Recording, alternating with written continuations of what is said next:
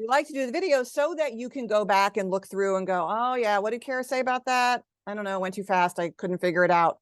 Oh yeah, let me go look at the video. All right. So we section them out that way, and all the links are going to be on that 2023 resources links master document, including the PowerPoints and the videos. Okay. Oops, that's not what I want to do. I want to go to slideshow. There we go. Okay, y'all. So let's see here. Our objectives for today are going to be that you will understand the difference between graphemes and morphemic elements, the purpose of suffix cards and how to use them with your students, the difference between S and ES, the strategy for reading words with 2 or more syllables, a special category of complex words called compounds, and how to read and spell compounds. At least that's what we're going to cover in this first part right now. Okay, so here's where the interaction begins. Again, be ready to type in the chat, or you can unmute yourself.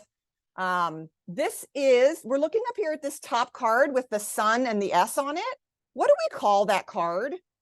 Or those cards in general, where there's a picture and there is a grapheme.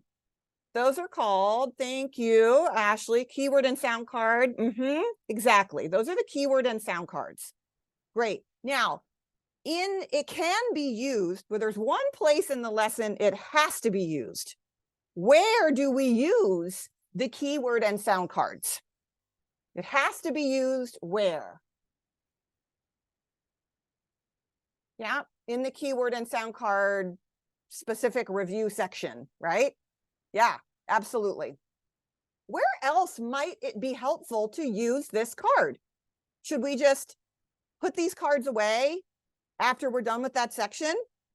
Or might we use them somewhere else? Definitely got to pull them out in the new concept. Absolutely. If it is a phoneme grapheme correspondence that you're teaching where there is a card for it. Very good. Yeah, you could use it to, thanks Shannon, to introduce a review word list. If I'm reviewing that S says S, like in sun, I might show this card, right? And ask a question about it. Now read this list of words. Okay. You also could use it in the spelling section. Anytime you wanted to remind the student about a spelling of a sound, right? You could pull out one of these cards. Especially if you know that you have a student who's been struggling with the different spellings of the different sounds, right? If you've got a student who's struggling with CK or CK, I would have those cards out, right? And so that they're ready for you to grab them and use them as a kind of a cue to the student. Okay, very good. And what does the student say? What's the student response when they see this card? Let's say you're in the keyword and sound card drill. What comes out of their mouth?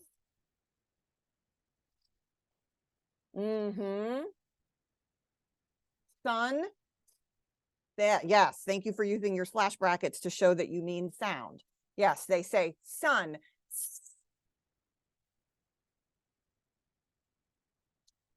Good job. Okay, now you also have these cards. Now you might not have gotten to them yet in your work with your student, but we have taught you about these cards right here. This one down here that has a slash and an S and then a slash and an ES. What do we call this card or cards like them? You have about 5 of them, I think, 5 or 6 of them only. Those are called, suffix cards. Morpheme cards is also a fine way to say it. Yeah, very good.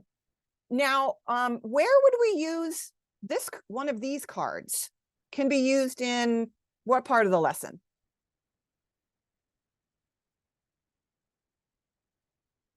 Certainly when you teach the suffix. Yep, in the new concept. Ooh, very helpful in spelling. Yes, great help for the spelling section. Would we use it in phonemic awareness? Do we need this card in the phonemic awareness section? No, definitely not. Phonemic awareness is all about sound. It has nothing to do with what we see in print. At least in isolation, it doesn't have anything to do with the seeing print. Okay, very good. Now I want you to understand that there will come a time when these suffix cards will become a much bigger part of your lesson. And that is when you move into the intermediate lesson plan. Right now, all of you are using what we call the foundational lesson plan. And once you kind of have taught sort of a certain sort of a number of, a lot of the concepts you teach at first are sound symbol correspondences and spelling patterns, right? Okay, but we do get to this point where we're doing a lot more with morphology and like grammar-y kind of things and how all that intersects. So there will come a point when you start to use what's called an intermediate lesson plan. And that is when we don't do phonemic awareness anymore, and we do not do alphabet anymore. As we should, if we're doing our job correctly, we should get to the point where our kids don't need that anymore. And there is no reason to keep doing PA, segmentation and blending, or going over the alphabet when our student doesn't need it. Now, you know, you might feel like you've been at that point for a while with your kid. You're like, well, my kid's known the alphabet, the letters of the alphabet since day one. Well, that may very well be true, but you didn't know how to teach a kid the alphabet or letter naming and sequencing, right? We need to know that you know how to do it. Remember, the practicum is for you. So once we know that you know, and we know that by looking at your observations, right? So at least observations 1 and 2, and usually even observation 3 is with the foundational lesson plan. But you will be able to transition to what's called an intermediate lesson plan eventually. And that will not be a decision that you make on your own. It will be a decision you make with your supervisor. Okay. And sometimes even the supervisor will kind of initiate that conversation with you. But I just want to give you a heads up that, and you'll get more information about the intermediate lesson plan. It's really mostly the same, but there is one important difference. And again, that is where we start to focus and review a lot more about morphology. So when you see this, when the student sees this suffix card, they would say the type of element that it is. In this case, these are suffixes, right? So we name the type of element it is, suffix. Then we name the graphemes. We do not pronounce them. So the graphemes for this card are S and ES. Okay. And then we also want the student to explain the function or the meaning of these, of what they see here. Remember that morphemes carry meaning, like a sense or a meaning, or they tell us about the function of a word.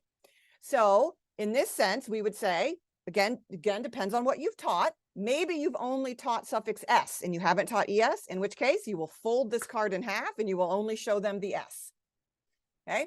And you will say that the student will say that a suffix can make a noun what? What can a suffix S, what does suffix S do to a noun? Type it in the chat. What does it do to a noun? Makes it plural, makes it mean something other than one. Yes, very good.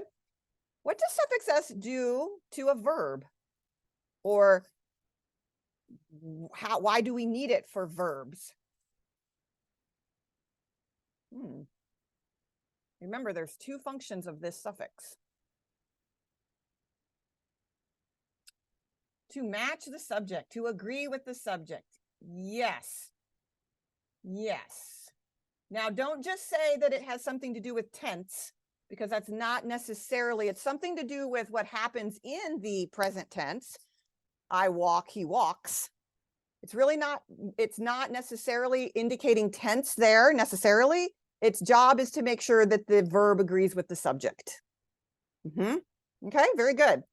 Now, why would we put these 2 on the same card? Why do S and ES belong on the same card?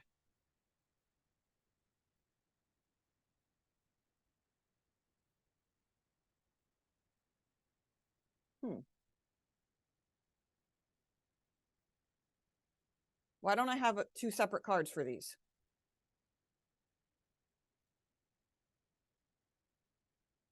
They have the same jobs when used as suffixes. Yes, exactly. In fact, they are simply, S is simply the shortened form of ES. Okay. So S and ES, it says there, how are they the same? You kind of already answered that. They both affect the base in the same way. They both affect the base in the same way, right? In terms of its meaning or function. They're different in the sense that, how are they different? How are S and ES different? How are they different?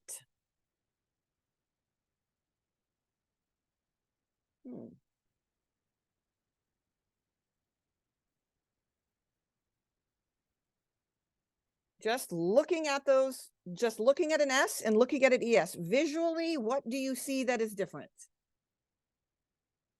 Don't tell me about a base. I want to know what you see that is different visually in S and ES. Aha.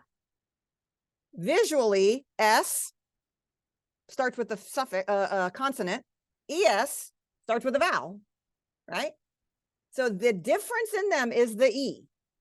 Good. Now, someone has also mentioned about the pronunciation, and they absolutely do have a different pronunciation, which is my next question to you. How does a student know when to use which one of these? How does your student know whether they're adding an S or an ES to a base?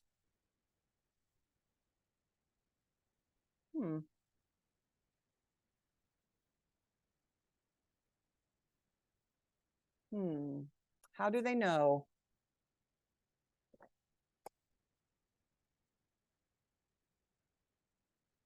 If the word ends in an S, SH, TH, have we taught them that?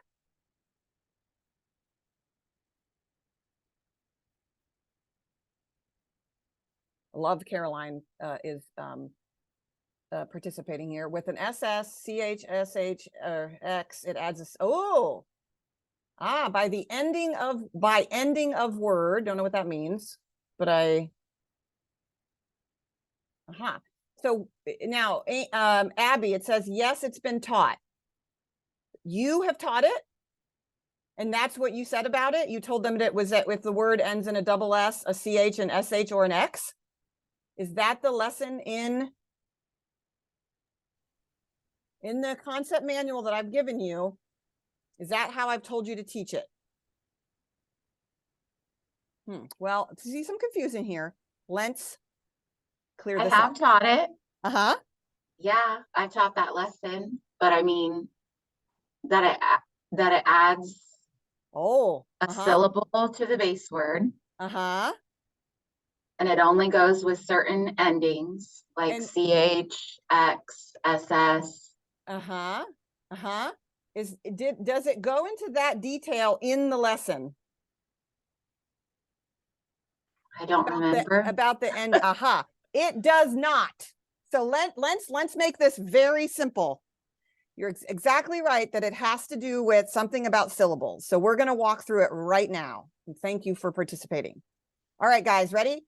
The singular word is, what is this? What do I say when I see this thing right here? What is that?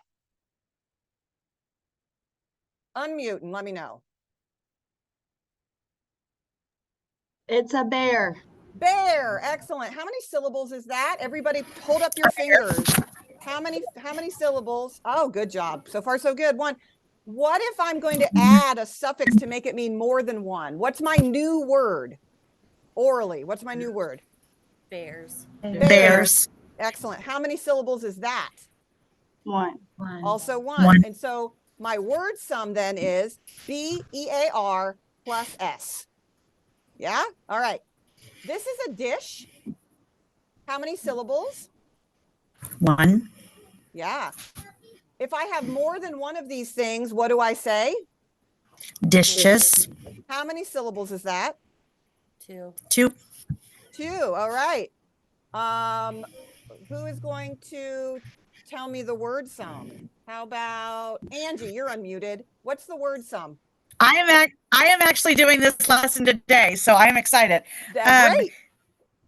So we would do it backwards. So we would start with dishes, Okay. Yeah. And then we would say Yeah. dishes is written as dish plus es. Okay, good. So keep unmuted. So the way that I announce a word sum is not by saying the name, not by saying what the word is, but by spelling it.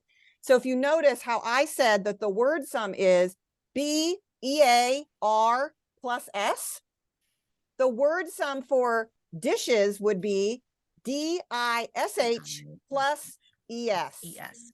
Very good. Yeah, good timing on this for you, Angie. Okay, good. What's this thing? Dress. It's a dress. How many Dress. syllables? One. One. Yeah, good job. What's the suffixed word? Or what I mean, more than one of them? Dresses. Dresses. Dresses. How many syllables? Two. Two. Two. Okay, what's the word sum? Abby, can you tell me the word sum? Dress plus es. So when you tell me a word sum, you're going to tell me the names of the graphemes. So how do you announce that word sum? SS. DRESS plus es. Excellent. Yes. What's this? Box. It's a toolbox. Toolbox. Yeah. How many syllables in toolbox? Toolbox. Two. Two. Two. What if I have more than one of them? What's my word? Toolboxes. Toolboxes. How many syllables is that? Three. Three. Yeah. All right. Who's going to announce my word sum here? Ashley, go for it. Okay. TOOL plus BOX plus ES. Fabulous. All right. So great. Let's look at what we see here and let's try to come up with a pattern. Remember, we're answering the question, how do I know when to use S or ES? When it adds a syllable. Okay. When what adds a syllable to what? The suffix adds a syllable. When the suffixed word has an extra syllable, and when it adds a syllable, very well said, what do? We add es. We use an ES when the suffixed word has an extra syllable. Very good. Use ES when suffixed word has one more spoken syllable or another spoken syllable, however you want to say that. Exactly. Do you see how I'm not going to teach that, well, if the word ends in this or this or this or this or this or this, then I use an ES. But if the word ends in anything else, I'm going to use an S. Do you see how the cognitive load of that are these kids good at remembering things? No, they are not. I can't even remember all those different endings that the base is supposed to end with for me to use an ES. That's how I was taught when I got trained. If it's a CH, an S, and double S, that very hard to remember. What actually is happening is that we are adding another spoken syllable. All goes back to what is visually different about S and ES. ES has a vowel. What does a vowel usually tell us? To say another syllable. Okay? So you will see lots of structured literacy kinds of programs out there that have students try to memorize all of these endings on words that take an ES, when it's much easier to actually have them say the words, count the syllables, and this is where counting syllables matters. Being able to count syllables doesn't tell me anything about your reading skills. It's not predictive of anything about whether you can read or not. It is important to be able to do, however, because of things like this. What do you need to be able to do in order to read? You need to be able to segment a syllable into its phonemes. That is what I really need you to know how to do in order to read. Okay? Excellent. So now you know. All right. So far, you have focused your instruction on how many syllable bases. How many? That should be a number, so you can hold up your finger. One. Excellent. Good job. One syllable bases. Do kids need to know how to read and spell words with more than one syllable? Is that important? Or can we just ignore it and act like they don't exist? Then it makes our jobs easier. No, yes, of course they need to know how to read words with more than one syllable. So I want you to think about, however, how might a student misspell the following words? Okay, here is a basket. I want you to think about the spelling errors a student might, literally, I want you to write down, better yet, type it in the chat. How might a student misspell this word, basket? I'm sure you have lots of examples rolling around in your head. Even if you've never asked a kid to spell basket. B-A-S-K-I-T, B-A-S-K, oh, look at you got B-A-S-K-T, B-A-S-C-I-T, oh, good one. B-A-S-C-I-T, Yep. Nice, guys. You are honing in on exactly what I wanted to. B-A-double-S-K-I-T, love it, Kristen. Oh, yeah, they'll mess up this word in lots of ways. We know that, right? So, yeah, that's what I kind of came up with, too. If you just taught CK, you know they're going to put a CK in there, right? Because you just taught me that on the last lesson. So obviously you're going to have me spell lots of words with CK. So misspellings can reveal so much about kids' misunderstandings about what we've taught them. This is why spelling is such a critical component of what we do, because all flaws get revealed in spelling. And we all know that we all are better readers than we are spellers, every single one of us. And that is doubly true of kids, especially of kids that struggle. We can get them to be at a pretty proficient place with their reading, but they could still be horrible spellers, right? All right, so these spellings, well, let's try another one. How might they misspell this word, mountain? Oh, this is gonna be good. Cannot wait to see what you tell me here. Mountain, how are they gonna misspell this? M-O-N-T-I-N, M-O-W, love it. M-O-U-W, covering all the bases. Oh, Trinette, love it. M-N-T-N, who needs a vowel? Don't need any vowels, that's fine. We don't need that. M-T-N, M-T-E-N, oh, God, love it. Oh, you guys came up with really good ones. Okay, right. I put M-O-U-N, I had more faith in the kids than you all did. M-O-U-N-T-I-N, M-O-U-N-I-N, right? Okay, good. Oh, a canyon. This is a canyon. How do they spell that?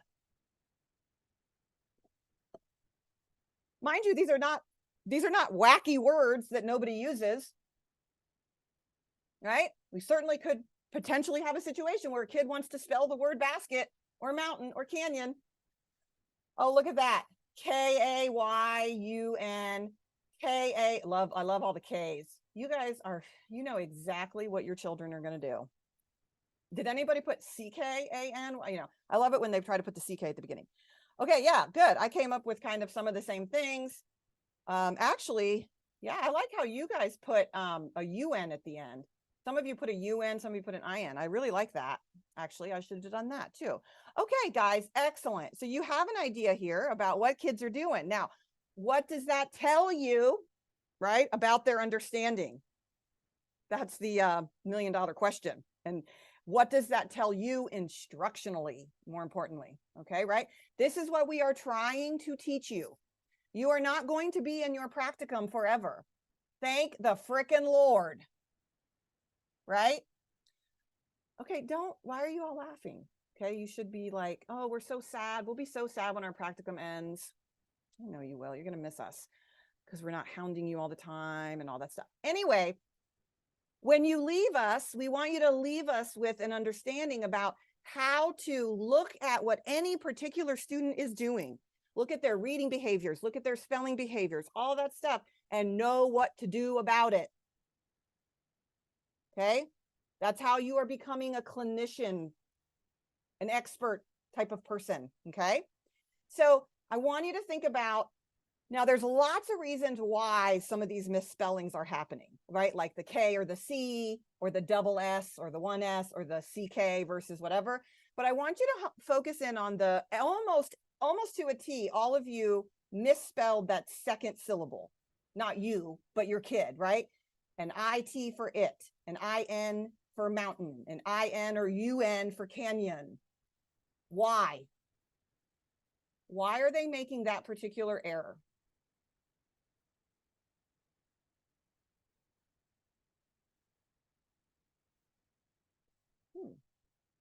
What is it about those words? What do you think? Aha, Abby says it doesn't sound the way it's spelled.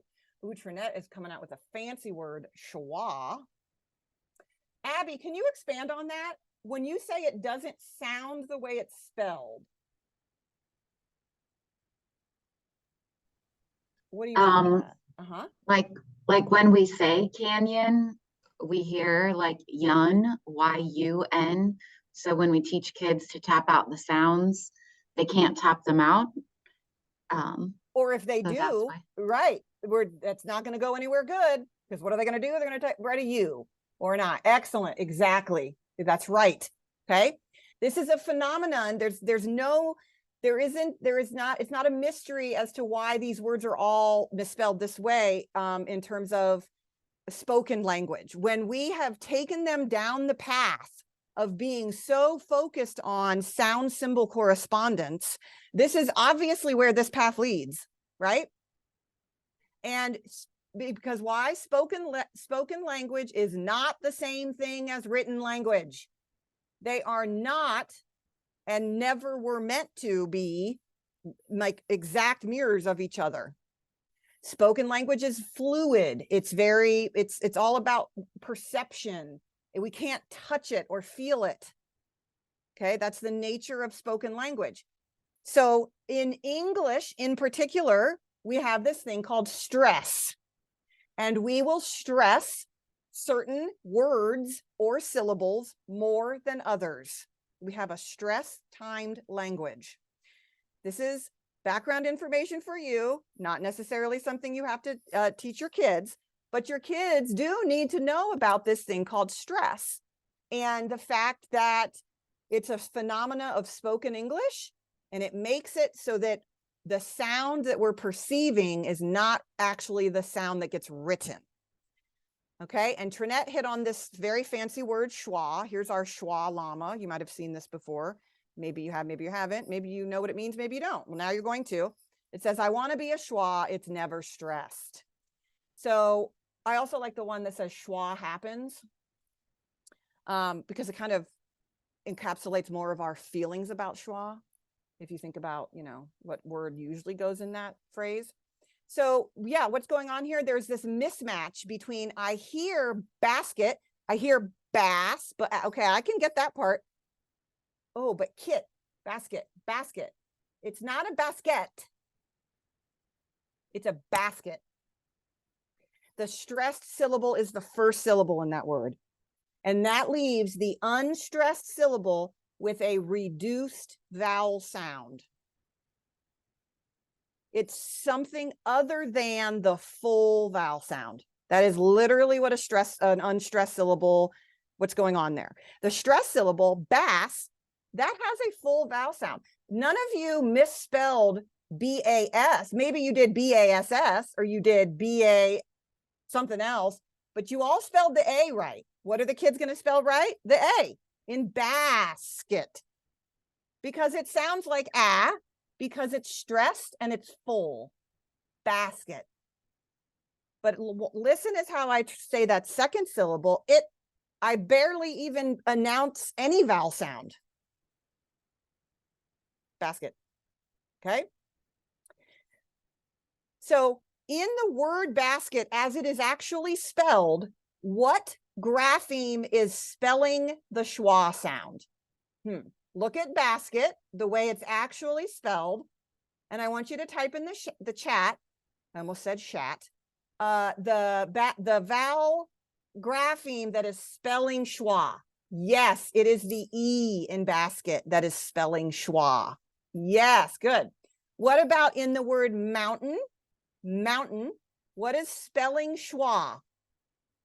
What grapheme? It's going to be a vowel grapheme. It is AI. Yes. Normally we expect AI to say A, like it does in the word maintain. Does she maintain her car? But this is not mountain. Correct? Okay. So it gets reduced. And it actually gets reduced to something that's not even close to A. It's I. like mountain. You see how it got all the way reduced or kind of lessened? It got weak. Good. What grapheme is spelling the schwa sound in canyon? What grapheme is spelling the schwa? Yes. Good. And what type of a syllable will we find a vowel, schwa sound? What kind of syllable has a schwa sound, a reduced vowel sound? Ooh, I need to rephrase my question. Schwa is not about what we see, it is about what we hear. So when I ask you the question, what kind of spoken syllable can have a vowel sound? What kind of spoken syllable often carries that schwa sound? Did I say vowel sound? I meant to say schwa sound. Unstressed, yes. Okay, back to Kristen's thing she went over with you about phonological versus orthographic, okay? Schwa is a phonological phenomena. You cannot see a schwa. It's something that happens in our spoken language, which then the problem is when we go to write it, we don't know what to write. It often sounds like I or like a really, really reduced kind of thing. Often, not always. Okay, so what are we going to do about this? This seems to be like a really big problem because number one, there's lots of polysyllabic words out in the world. We already said we have to teach kids how to spell and read words with more than one syllable, but this schwa thing is going to really be a problem. So what do we do about it? I suggest that we just ignore it. For now. Okay? We cannot ignore it forever, obviously, but we are going to ignore it for now. But so we have a dilemma here. So we want to teach students how to read and spell words with 2 or more syllables, yes? But to do that, we need to teach them how to divide words into syllables, which we haven't done that yet, and how to spell the schwa sound, which could be any vowel grapheme. Literally, any vowel grapheme can become schwa, just like we saw in mountain, it was the AI. In canyon, it was an O. In basket, it was an E. Got schwad. Okay, so my God, what are we going to do? Oh, well, we're going to find words that have more than one syllable, but do not have a schwa. Okay, and I'm going to show you what those words are with a little experiment here, discovery. I live in a purple house. Okay, if I was going to say this sentence, we're going to do like a little sentence stem right here, and we're all going to finish it. I live in a purple house. Okay. I live in a red house. All right. And now it's going to be your turn. I'm going to have Deb tell us. What would you say for this one, Deb? Follow the pattern that I started. I live in a yellow house. Excellent. They see, you thought it was a trick question. It's not. Good. Now, my turn again. Make a picture in your mind. Are you ready? I live in a pink house. Everybody got it in their heads? Okay. Did you picture something like this? Does that fit? I live in a pink house. Great. Okay, let's try another one. Ready? I live in a greenhouse. I live in a greenhouse. Did you picture this or this?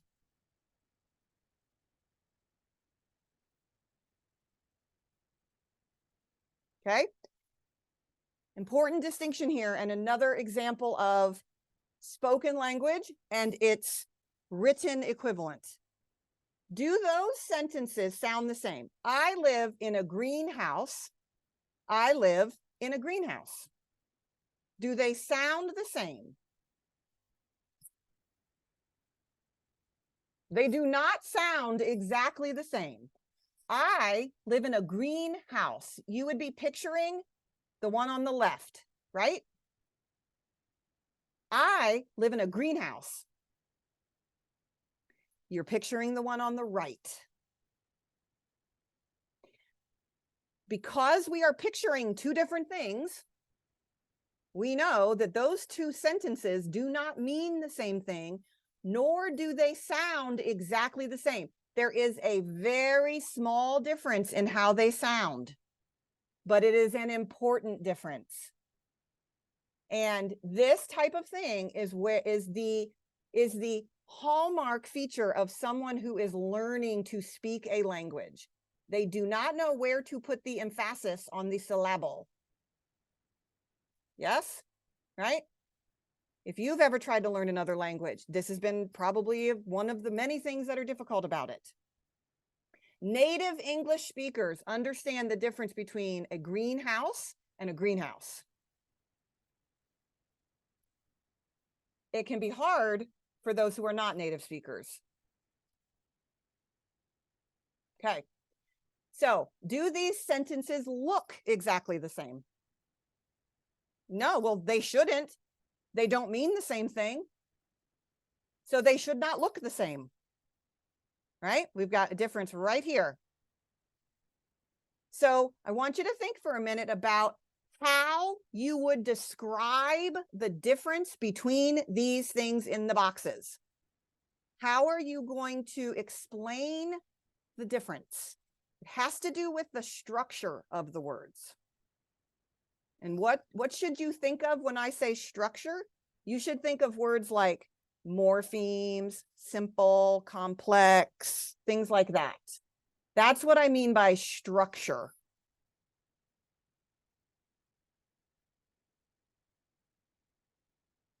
Aha. So Abby says compound word versus two words. Two words are simple. Bottom is complex. Right. Green, simple. House, simple. Greenhouse, complex. Okay. And that complex nature of the word greenhouse is reflected in how we say it. But the cool thing about the word greenhouse is this. Both syllables maintain their vowel sound. I don't say greenhouse or greenhouse. I don't schwa anything because it's two bases that I've put together, and there is a tiny bit more stress on one of them than the other. I don't want you to think that there's not a stress thing going on here. There is. A greenhouse and a greenhouse. When I say greenhouse, I do put more stress on the green. I don't say greenhouse. I say greenhouse. But the vowel, the quality of the vowel in both of these bases is maintained. So I don't have to worry about spelling that reduced sound. Okay? So again, just to review, a simple word, just a base, right? A complex word is a base with something else attached, another element attached. A special kind of complex word is called a compound. So this is really a subset of complex, because if a complex word is a base with something else attached, it could be a prefix or a suffix, really. When I specifically have two bases, or I should say more than one base, that's called a compound, okay? All right, so here's what I would like for you to do. So knowing that a compound is when I see more than one base, I want you to open this document. I can stick it in the chat. And while I do that, you're going to think about your first name, and you're going to count the number of letters in your first name. And if that number is odd, you're going to be group 1. And if that number is even, you are group 2. Got it? Okay, so you're looking for, I want you to literally write down, when you open this document, you will see this. So if you are an odd number person, you're going to look at this section of a special birthday, and you're going to write down the compounds. And if you're in group 2, because you have an even number of letters in your name, you're going to write down the compounds in this second section here. Okay? All right, so I can actually leave it up if you would like to do that, if you can see it well enough. I don't know if I can get both of them in here. Or I did put the link in the chat to this document. So go ahead and do that.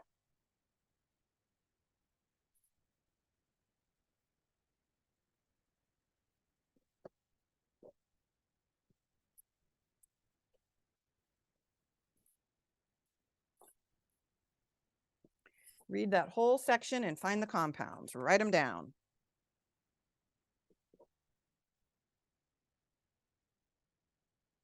Gosh, I hope we have people with different numbers of letters in their names.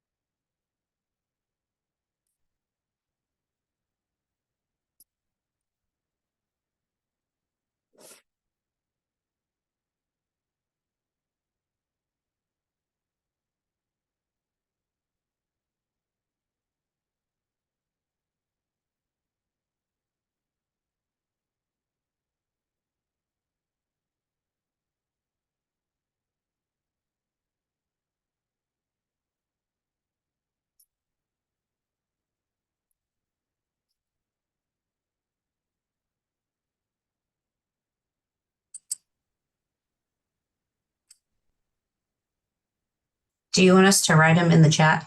Nope, for right now, just write them on wherever. Thank you for asking.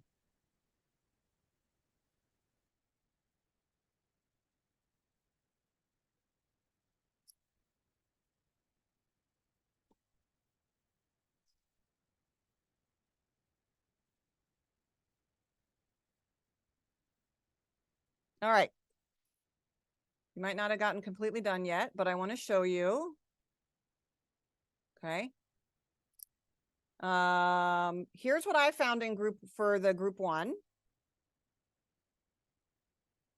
Birthday, Sunday, pig pen, nightgown, everything, outside, everyone, handrail, lamppost. Did anybody find one that I did not find? Did you find them all? Did they slip by you?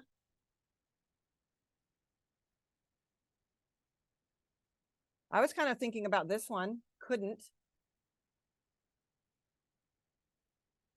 Could not. Yeah? But yeah, there's a contraction there, right? Technically, that's a compound.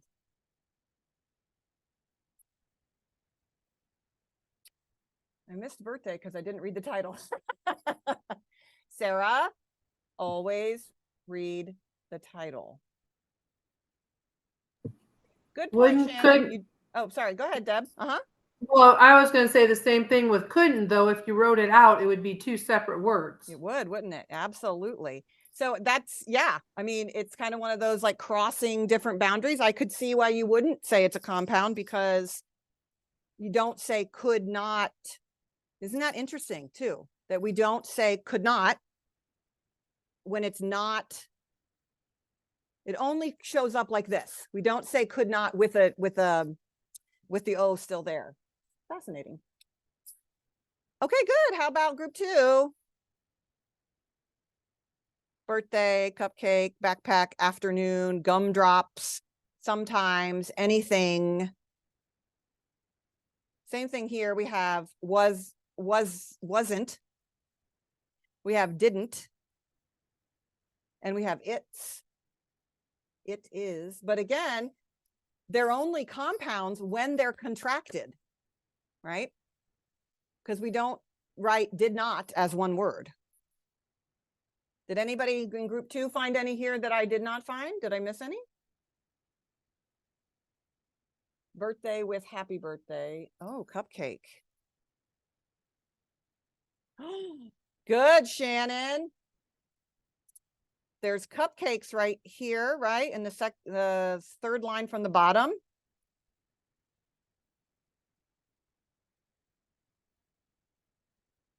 So I had cupcake at the top, but I didn't put a circle. I didn't do cupcakes.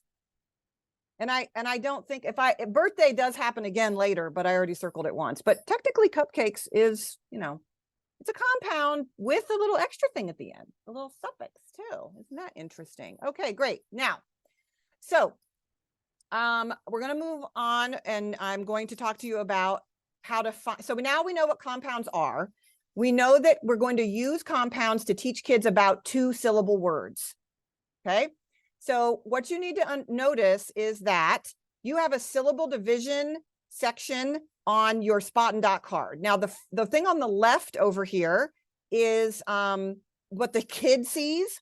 And technically the back is really what the teacher's supposed to see.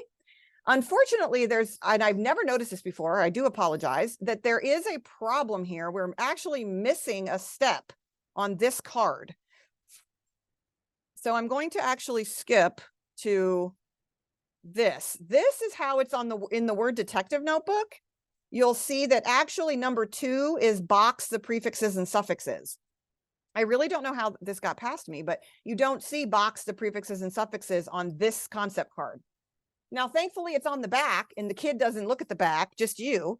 So I will get you an updated card that actually has the box, the prefixes and suffixes on it. So sorry about that. Anywho, so we're going to use our spot and dot procedure. And so if we have this word, P-I-G-P-E-N, we of course start with dot the vowel graphemes. We have an I and we have an E, right? And then we box the prefixes or suffixes. This word doesn't have any of those. Okay, so we don't need to do that. Underline or circle the consonants. So we're really focusing now, as Kristen alluded to earlier, about what's between the vowels. Okay, can we also underline the P and the N if our student needs that? But that's not relevant for syllable division. We code the consonants between the vowels. Okay. Then we do this thing called find the pattern and divide. This is the new learning here. Okay. What do we mean by find the pattern? Well, we look at the pattern of vowels and consonants. In other words, how many consonants are between those vowels? Okay. In this case, we see how many consonants between the vowels. How many consonants between? 2 consonants between the vowels, a P, a G, and a P, right? Good. This picture right here, this word helmet with the line through the middle, that tells us that when we see 2 consonants between the vowels, we divide between the consonants.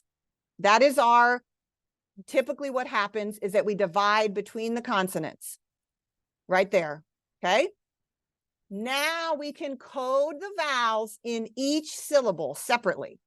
So over here on the left, we have a closed syllable. Again, thank goodness we've been practicing coding vowels since lesson number 1, right?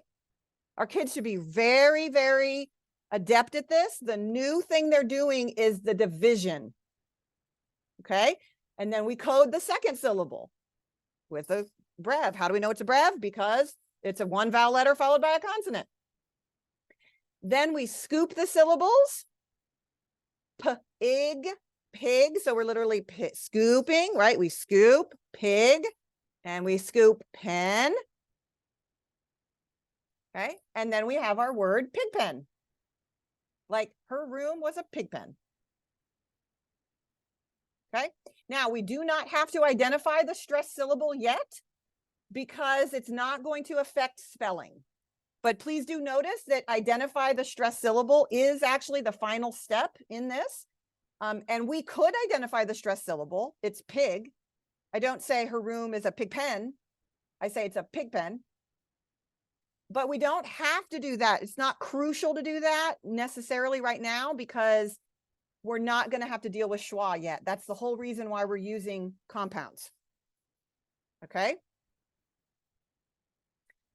The same thing, let's see. I mark suffixes and prefixes with my title groups with a circle, so it can roll away and leave a base word. This matches with our phonics curriculum. Yep, I'm saying boxing with my student, but we refer to what she is learning outside of the lesson. If you've got a kid that is circling prefixes and suffixes and yeah, they roll away, right? They can go away. That's fine. As long as if your kid understands that and knows that that's what that means, that is okay.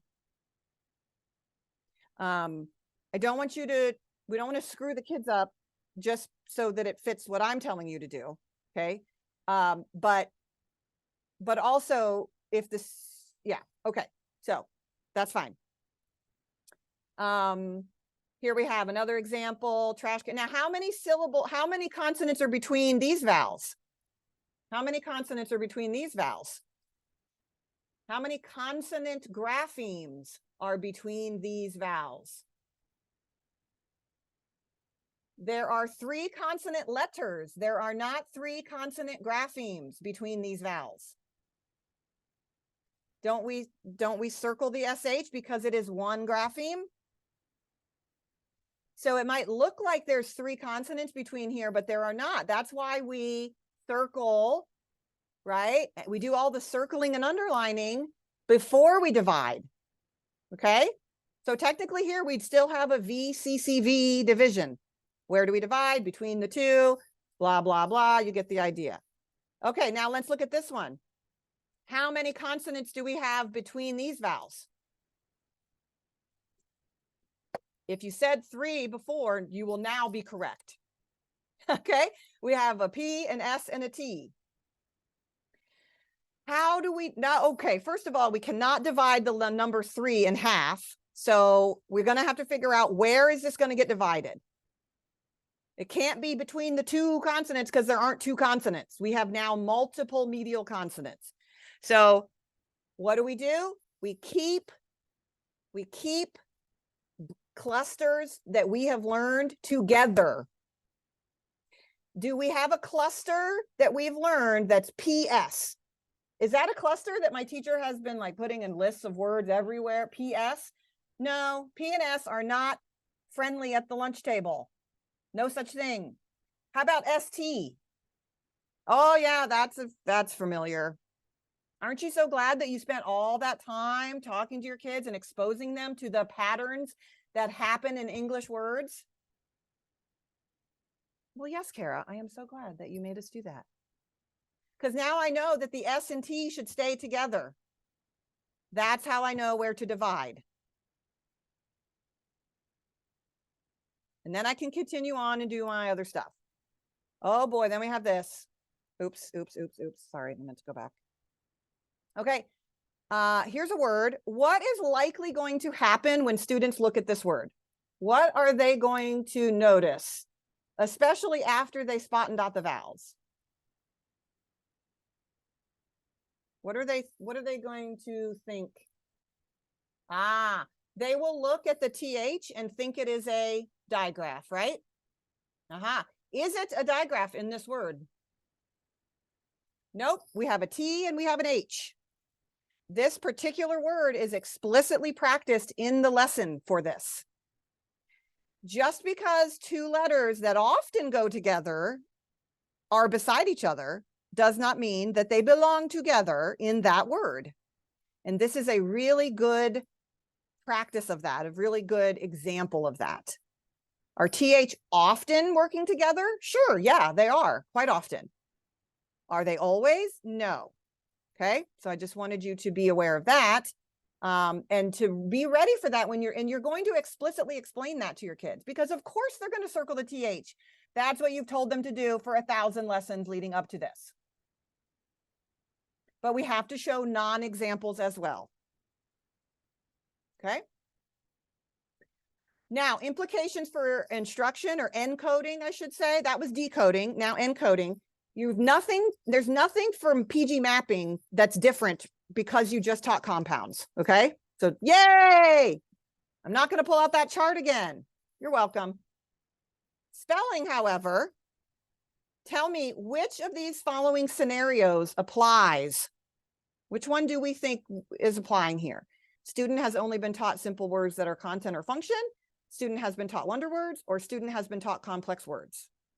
Which of these? Yeah, complex. Exactly. Remember that compounds are a subset of complex words. Good. So her bedroom was a pig pen. If that's my sentence, what the teacher says is on the left, the student response is on the right. Say bedroom, bedroom. Is that simple or complex? Simple or complex? I see Angie's mouth saying complex. Thank you. Yes, it is. How is it built? How is it built? What are we wanting them to say here? Well, if you have not been using these, Angie, go for it. Tell me. Bed plus room.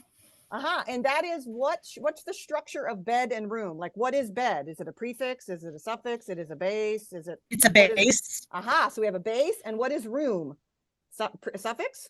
Base. A base. Yes. We have a base and a base. This is what the structure of the word is. Okay. If you have not been using these lovely manipulative card thingies with the fist and the fingers, you need to get them out and use them. It's a great way for kids to show you that they know what is what in that word. Okay. So how's it built? With a base and a base. Bedroom. Okay, so now we can start the word sum. What does that mean? It means we put the number of lines that we had for the number of elements. If it was 3 elements, we'd have 3 lines. Okay, another reason why these can be helpful. Tap the sounds in bed. B-ed, right? Name the graphemes. B-E-D, write a name. Oh, right there in that first line, B-E-D, that's my first base, right? Repeat that whole thing for room. And then you get R-O-O-M, room. Oh, didn't Jen just teach you about ooh? So yeah, you can use that one. Complete the word sum. B-E-D plus R-O-O-M is rewritten as B-E-D-R-O-O-M. Rewrite and say the word. Now I can go back on my right over here. Oops, sorry.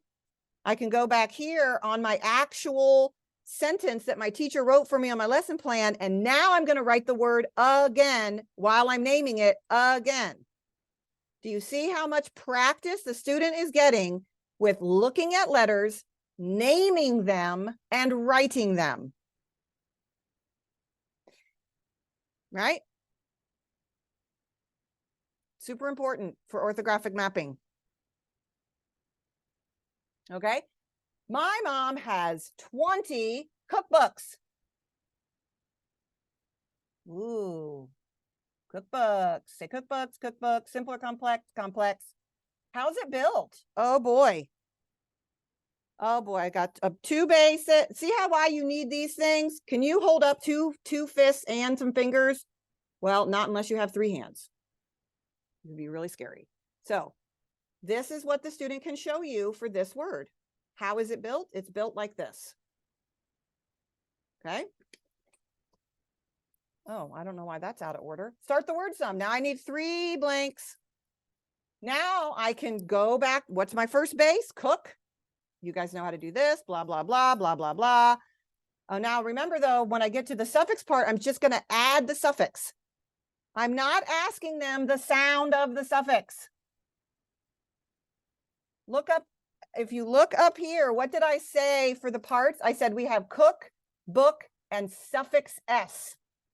I do not say cook, book. We are not pronouncing suffixes. We are naming them. Okay? Because I'm not going to tap it. And now we have cookbooks. So yeah, look at that. Oh my God, I used a compound with a suffix at the end. Does that happen? Can we have compounds that mean more than one of them? Yeah.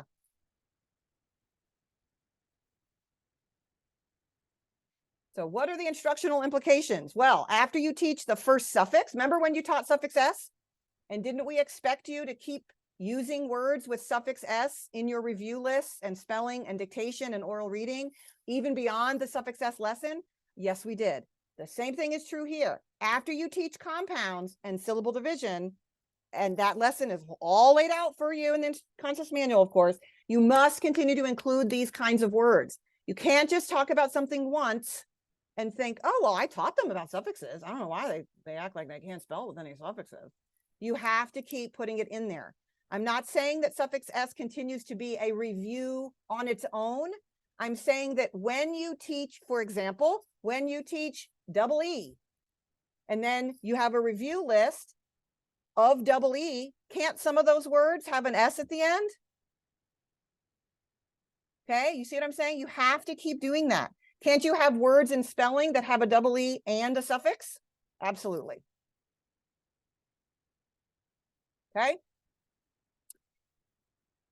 Can a compound have a wonder word in it? Why, I'm so glad you asked. Yes, it can.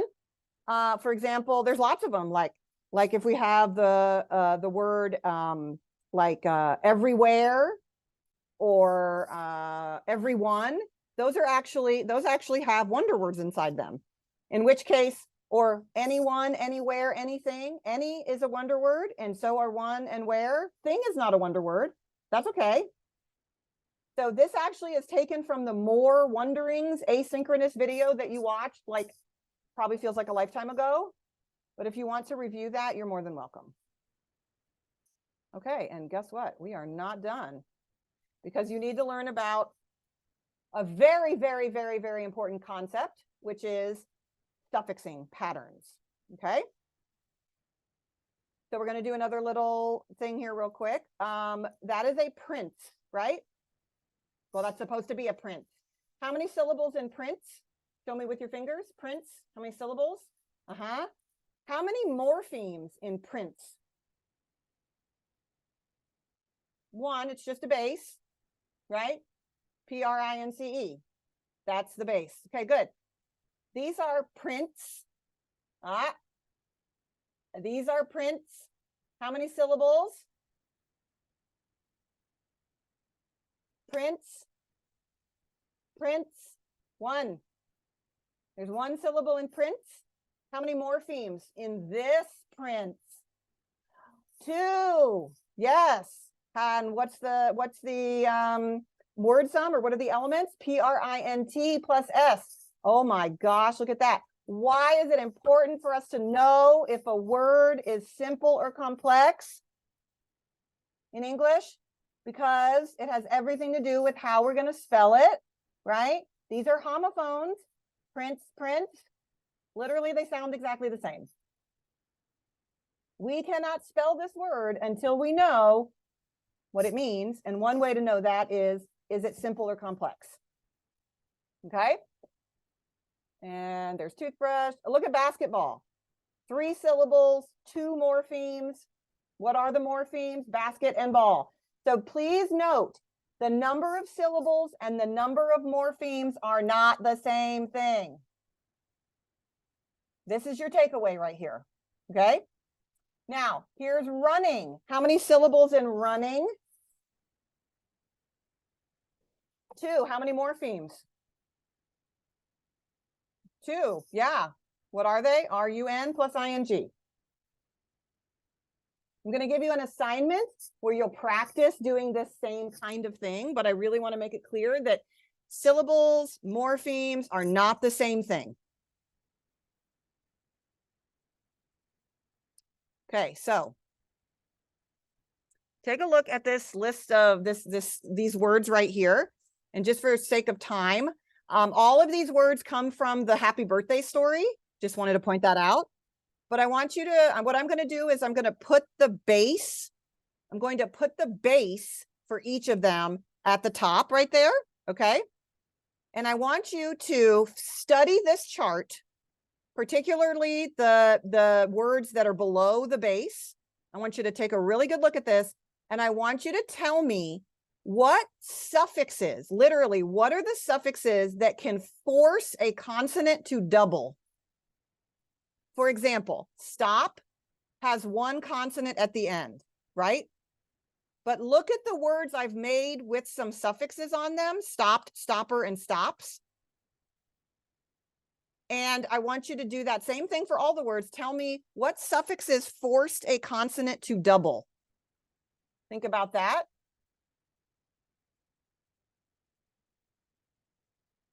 Literally, you're going to list them out. So when you have one, write it in the chat.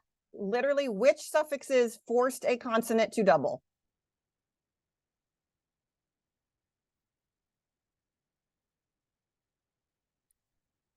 ED, ER, and ING.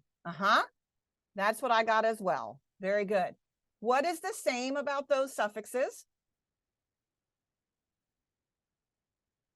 How could we categorize those suffixes? In what way? How are they the same? Very nice. They are called vowel suffixes. How do we know it's a vowel suffix? What makes a vowel suffix? Just any suffix with a vowel in it? It has to start with a vowel. Yes, thank you. Most suffixes do have a vowel in them. It's about what they start with. Okay, great. Now, I want you to you're going to have a 2-column chart here, and I want you to study these bases some more. And I want you to tell me the base. So now you're going to report out the bases. So the top row, if it sometimes has a doubled consonant when a suffix is added, if it sometimes has that, you put it over there on the left. If it never has a doubled consonant, you're going to put it on the right. So study those again. If it sometimes has a doubled consonant, put it on the right, or sorry, the left. And if it never does, put it on the right. Okay, so type in the chat the bases that sometimes have a doubled letter. Stop and scar. Yeah. And then, right, if you go back and look, you'll see like scarred has a double R, but scars does not. Stopped has a double P, but stops does not. Very good. Then all the other ones go over here. They never have a doubled consonant at the end. Okay. Now, what pattern do these bases on the left have that the ones on the right do not? What are we noticing going on here? What's our hypothesis of if we had to make a statement about something happening?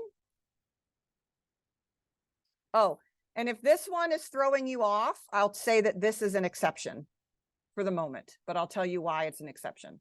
So take a look, and what is it about the ones on the left that are unique? Anyone want to tell me or write it in the chat? Okay, Trinette says the ones on the left end with one consonant. Except for look also ends with one consonant.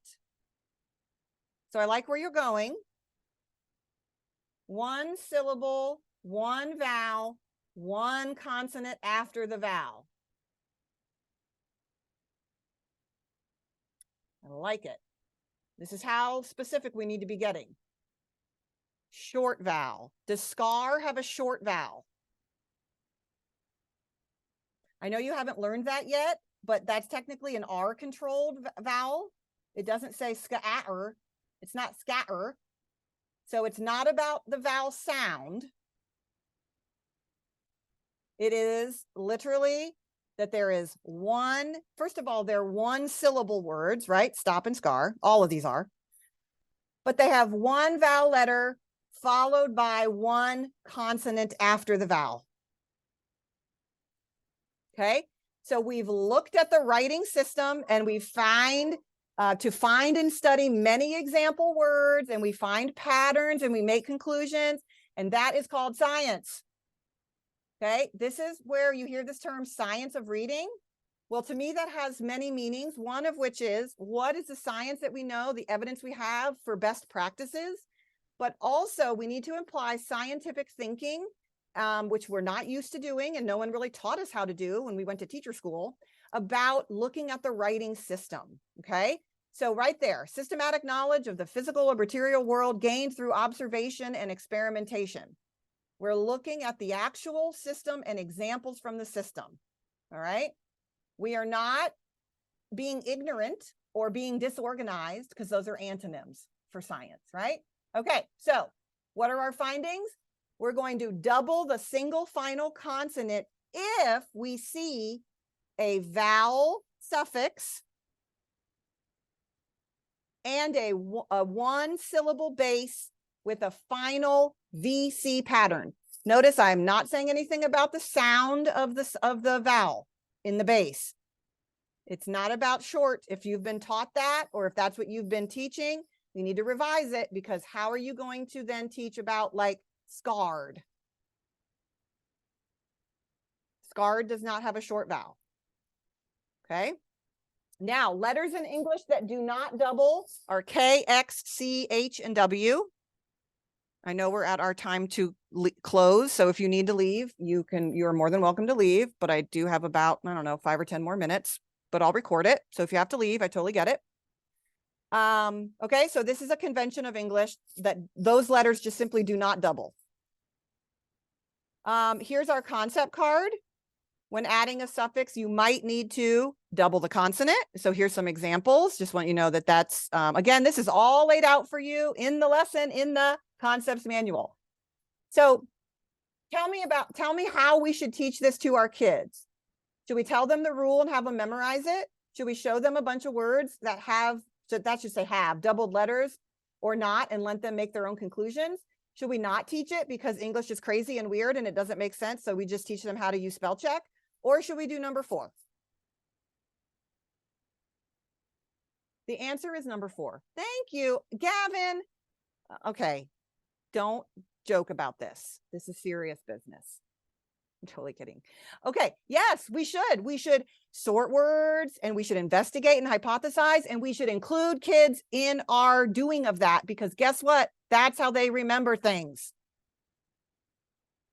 By discovery, investigation, guided by us. Okay? So when we go to decode words, here's the good news. Decoding words with a doubled consonant are easy, because it's no different than any other word, really. It just so happens that we sometimes have then 2 consonants. So we spot and dot our vowels. Oh, look at that. We're going to box the prefix and suffix. And why do we do that? Because we're not going to analyze the suffix as part of our syllable division if we needed to. We don't analyze suffixes for division, okay? Then we can underline or circle consonants. Well, I could see you underlining the P's, or I could see it if you circled the P's. Because they're really forming one sound. It's not slip-pupud, right? You can underline or you can circle, I don't care. Either way, it doesn't change the sound of the vowel. The vowel is going to be short, right? We have a closed syllable. Now, what do you do if the kid says slip-ed? Ooh, slip-ed.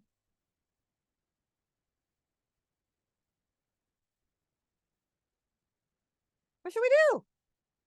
I mean, we have a vowel right there, right? Slip-ed. Slip-ed? Well, here's what we need to remember is that 2 vowel graphemes does not always mean 2 syllables, right? We see 2 vowel graphemes here, but that doesn't always mean we have 2 syllables. Kristen just taught you a little bit ago about the vowel consonant E syllable type. Did that have 2? Were those words 2 syllables? Did they have 2 vowels? Yeah, they did. They literally had 2 vowel letters, but they do not have 2 syllables. And the same thing is here. A vowel grapheme must also be pronounced in order to be representing a syllable. So you might have kids that say slip-ed, and you will have to then, that is probably because it's not in context and or it's not in their spoken vocabulary. And you're going to have to do some work with them about this. Okay? That we don't say slip-ed. Have you ever heard do you say slip-ed? Like I slipped down the hill? Oh no, what do you say? I slipped. All right, so that's something you'll have to decide and figure out with your student, that ED doesn't always make another syllable. Okay? You could teach the 3 sounds of ED. You could if you felt like that was going to be appropriate or meaningful, but again, just be careful with that because it's a lot of cognitive load. The rule sort of is that when you hear a voice sound, well, like back at that example right there, slipped, when we hear p, and then it's really all about articulating. Your mouth does not want to say slip-ed. So I would prefer just giving them a lot of examples of words and doing a sort. Oh, wagged. Does wagged have the same sound at the end as slipped? No, it doesn't. Okay, that goes over here. How about rented? Like we rented a cabin. Does that have like a d or a t? No, it has an ud. So I'm fine with doing word sorts with the suffix ed, but please don't make them memorize the endings of the base that take an ed, because that goes back to the whole like SES thing. Okay. So Hey, then this, Kara, yeah, can I ask though, like, yeah, so I teach foundations and I know like you keep saying the cognitive load, but that's how they teach it. So, yes, they do. so then it's hard because I'm trying to teach it the way you guys are telling us to, and then we're following this curriculum. So like that's where some of that confusion for me comes from. Absolutely. Because like when you said, well, did you teach it that way? And I'm like, oh crap, I don't remember if I taught it to my practicum student that way or I taught Right. my regular classroom that way. So Right. that's where some of that confusion comes. I I don't know if know. anybody else has that. I'm sure they do. You're not alone. You're just the only one admitting it. The first step is admitting you have a problem. No, I'm totally kidding. Okay, here's the thing. You know, I was taught the same way, Abby. Like I said, I was taught when I was trained, it was like, well, here's the endings that make an ES, and here's when we say d for the ED instead of t. And it's like, that's really just often not necessary, because if the word is already in the kid's spoken vocabulary and they know what it means, it's usually not a problem. We are making it a problem, or we're expecting it to be a problem. And it's just, to me, it's just not a sensical way to, the very first thing you should think about is what the word means. And so we have, if we know that wagged is the past tense of wag, right? Then it just naturally is going to come out wagged, not wagged. Now you might see them trying to say wagged, especially in an isolated word list, but they very often don't have the same problem when they see the words in a paragraph, because they often realize, because they're making meaning, if they're reading for meaning, and this is very, that can be very revealing as well. Do they say that the dog wagged his tail when they're seeing that sentence, which is certainly a sentence we could show them, right? If they're saying wagged his tail, they're not reading for meaning. And so it goes back to, it's so hard, this integration of like, what is the whole purpose of reading? The whole purpose of reading is meaning. And so we cannot get bogged down in all of this like detaily stuff that we're teaching you how to, you know, how to decode words. Yes, of course, that's important. But what a reader really does is first think about meaning. So I'm not telling you not to teach the 3 sounds of ED. I just prefer to maybe only do that in that particular way with kids who are struggling with that particular concept. And you know who else really benefits? English language learners. They do not know, because they don't have the spoken vocabulary that we have. So I have seen the great thing about the 3 sounds of ED approach is that it's very good for our English language learners. How do they know this isn't wagged? If they've never seen the word heard the word wagged, they're not going to know. It's a mystery. My husband is this English language learner, and this was very confusing for him when he first started reading English. Okay, so long answer. As most times, as usual, they're complicated. All right, same thing with wagged, right? Okay. Again, 2 vowel graphemes, right? Now, encoding words with doubled consonants due to suffixing. So this is important. We have to include, you guys know this, you know how to do this whole thing right here. But now we have a very important addition, which is to ask the students to check the joins. What is a join? A join is a plus sign. Okay. They have to know that before they add that suffix, now I got to figure out, does my base have 1 vowel letter followed by 1 consonant, and I'm adding a vowel suffix? If that happens, I need to double my the consonant. So she dropped the vase and it broke. Say dropped, dropped. Simple or complex? Complex. How is that word built? They must know that it is a base, drop, and suffix ed. Start the word some. blank plus blank. Tap the sounds in their base. Drop, d or up. Can they spell that word? Absolutely. Name the graphemes, write a name. What is the suffix? ed. Okay, now complete the word sum and check the joins. This is just a continuation of this whole script.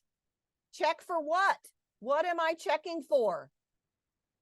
I'm checking for a vowel suffix. Do I have a vowel suffix? And do I have a final VC pattern in the base? Yes, I do. And yes, I do. What does that mean? I'm going to double the consonant. How do I show that on my word sum? My student literally writes another little P up there, like a superscript P. They just add it in. Okay. Then they rewrite the word DROPPED. It's all scripted out for you on the lesson plan itself in the concept manual, but I just want to go over it with you here. Let's say that the word is jumping. I'm going to check the joins. I have to check the joins every time. Don't only ask the question if the doubling is going to happen. You must make the child check the base and the suffix every time after you teach this lesson, or they're going to know not to double because you didn't ask them. Okay. Do we have a vowel suffix? Yes. Do we have a final VC pattern in the base? No. We have VCC, right? So do we double the consonant? No. So what can we do? Finish the word sum. JUMPING. How about looking? Do we have a vowel suffix? Yes. Do we have a final VC pattern in the base? No. We do not have one vowel letter. So do we double the consonant? Nope. Okay, finish the word sum. LOOKING. Runs. We're trying to make RUN plus S. Does it have a vowel suffix? Nope. Is there final VC pattern in the base? Yes, but they both have to be yes if we're going to double. So we do not double. Okay, you see how we're showing examples and non-examples to make the child, you have to make the kid, force them to make these decisions themselves. That is how they learn this and internalize it. You're there to guide them with the right questions. They have to practice this over and over and over. And some of you have already noticed that your students are already internalizing these questions for spelling. They're already answering the question before you even ask them. They're like, simple, you know, content word, right? That's great. That's what we want them to do. Okay. We're showing them what good spellers think about. And this doubling rule is extremely important because it happens everywhere all the time. And kids often do not know about how to double. Adults often don't know why they double a consonant in a base when they're adding a suffix. Okay, so we're just being very explicit and a lot of practice. Okay, sorry about going over, but I really wanted to get through all of that. And I will stick around if anybody has any questions. You guys have been great audience as usual. You're doing awesome. Forgot to tell you that at the beginning. Keep it up.